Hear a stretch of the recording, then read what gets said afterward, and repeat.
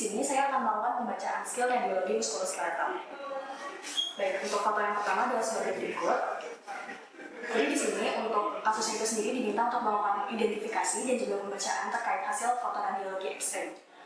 Jadi yang pertama di sini untuk foto radiologi X-ray itu sendiri perlu dipastikan terlebih dahulu terkait dengan identitas pasien, meliputi nama, jenis kelamin, usia, dan juga tanggal lahir. Kemudian dapat dipastikan pula terkait dengan jenis fotonya. Jadi untuk jenis fotonya itu sendiri dipastikan melalui organ, sisi, dan juga posisi foto. Untuk gambaran radiologi berikut merupakan gambaran radiologi foto X-ray radio ankle AP lateral. Kemudian dapat dipastikan pula terkait dengan tanggal pengambilan foto. Untuk tanggal pengambilan fotonya sendiri dapat dipastikan untuk nantinya dikomunikasikan kepada pasien terkait dengan kontrol lanjutan. Lalu yang keempat dapat dipastikan terkait dengan kualitas fotonya. Untuk kualitas fotonya itu sendiri dapat dipastikan melalui marker seperti berikut. Di sini terdapat huruf R, artinya untuk foto X-ray ini diambil dari radio ankle dextra pasien. Kemudian dapat juga dilihat dari hasil gambaran radiologinya apabila terdapat gambaran benda asing yang mengganggu seperti gambaran seperti kancing ataupun gambaran kalung dan benda-benda asing lainnya. Setelah dipastikan hal-hal tersebut, kemudian dapat dilanjutkan ke pembacaan hasil radiologi. Untuk pembacaan hasil radiologi, yang pertama dapat dibaca menggunakan sistematika ABCS yang meliputi alignment, bone, cartilage, dan juga soft tissue. Pertama, untuk alignment di sini, untuk alignment sendiri masih tampak normal antara tulangnya. Kemudian yang kedua untuk bone atau tulang itu dapat dispesifikasikan menjadi lokasi, kemudian juga jenis fraktur, lalu juga tentang konfigurasi frakturnya, kemudian terdapat displacement atau deformitas, dan apakah terdapat keterlibatan artikular atau tidak. Untuk lokasinya sendiri di sini dapat dideskripsikan menjadi tulang apa yang terlibat terkait dengan frakturnya. Kemudian untuk lokasi spesifiknya dapat berupa epifisis, metafisis, diafisis, ataupun dapat berupa proksimal, medial, ataupun distal. Dari gambaran ini, untuk tulang yang terlibat sendiri merupakan os fibula dengan lokasi spesifiknya di sepertiga distal. Lalu, untuk yang kedua terkait dengan jenis frakturnya. Untuk jenis frakturnya sendiri bisa berupa fraktur komplit ataupun fraktur inkomplit. Untuk fraktur komplit, biasanya garis frakturnya memotong tulang hingga penuh, jadi memisahkan antara dua segmen tulang. Sementara untuk gambar di sini, untuk jenis frakturnya sendiri merupakan jenis fraktur inkomplit karena garis frakturnya tidak memisahkan tulang tersebut. Kemudian terkait dengan konfigurasi fraktur, untuk konfigurasi fraktur itu meliputi seperti oblik, kemudian transverse, lalu juga terdapat komunitif, butterfly, dan berbagai jenis lainnya.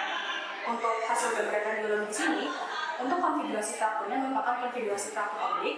Lalu untuk displacement dan deformitas itu sendiri meliputi seperti anulasi, rotasi, shortening, dan juga translasi. Untuk pada gambar di sini tidak terdapat deformitas maupun displacement. Jadi untuk kesimpulan garis besarnya, gambaran radiologi ini berupa os fibula, fraktur pada os fibula seperti distal, oblik incomplete, tanpa displacement ataupun deformitas. Kemudian untuk cartilage-nya sendiri di sini tidak terdapat penyempitan celah sendi, dan untuk soft tissue-nya di sini terdapat soft tissue swelling di area yang mengalami fraktur. Kemudian untuk tata laksananya sendiri dapat diusulkan berupa tata laksana umum pada fraktur yang terjadi. Kemudian dapat pula diberikan imaging lanjutan jika diperlukan seperti MRI ataupun CT scan. Untuk gambaran radiologi berikut tidak terdapat displacement maupun deformitas, dan untuk keterlibatan artikularnya di sini tidak ditemukan keterlibatan artikular. Oleh karena itu dapat disimpulkan untuk gambaran frakturnya berupa os fibula sepertiga distal, oblik incomplete, tanpa displacement dan deformitas. Baik, untuk selanjutnya adalah foto radiologi berikut. Jadi untuk pembacaan hasil radiologinya juga sama. Yang pertama perlu dipastikan terlebih dahulu terkait dengan identitas pasien, seperti tadi nama, usia, jenis kelamin, dan juga tanggal lahir. Kemudian dapat dipastikan terkait jenis fotonya meliputi organ, sisi, dan juga posisi foto. Untuk gambaran radiologi ini merupakan foto X-ray regiofemoris AP lateral. Kemudian dapat dipastikan juga terkait tanggal pengambilan foto. Lalu untuk yang terakhir juga dapat dipastikan terkait dengan kualitas pengambilan fotonya. Kemudian setelah itu untuk pembacaan hasil radiologinya juga menggunakan sistem ABCS yang meliputi alignment, bone, cartilage, dan juga soft tissue. Untuk alignment sendiri di sini untuk alignment tulangnya tampak tidak normal. Kemudian untuk bone atau tulang, untuk lokasinya sendiri di sini terdapat pada os femoris sepertiga medial. Kemudian Untuk jenis frakturnya sendiri merupakan jenis fraktur komplit karena memisahkan hingga terbentuk 2 segmen tulang. Lalu untuk konfigurasi frakturnya sendiri merupakan konfigurasi fraktur transverse, dan untuk deformitas dan displacement yang terbentuk adalah untuk displacementnya sendiri tulangnya bergeser ke arah posterior dan juga ke arah medial, sehingga dapat disimpulkan untuk displacementnya adalah posteromedial. Dan untuk deformitas yang terbentuk terdapat angulasi dan juga ada shortening karena di sini antara segmen tulang yang fraktur itu saling tumpang tindih. Jadi dan untuk keterlibatan artikularnya sendiri di sini tidak terdapat keterlibatan artikular. Karena itu dapat disimpulkan secara garis besar untuk gambaran frakturnya merupakan fraktur os femur sepertiga medial transverse komplit dengan displacement ke arah posteromedial dan deformitas berupa angulasi dan juga shortening.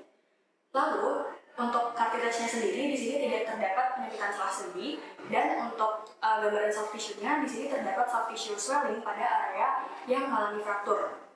Kemudian untuk tata laksana yang dapat diusulkan juga sama, yaitu tata laksana fraktur pada umumnya, dan juga dapat diusulkan terkait imaging lanjutan apabila diperlukan seperti CT scan ataupun MRI. Baik, mungkin sekian dari saya. Mohon maaf apabila masih terdapat kesalahan. Terima kasih.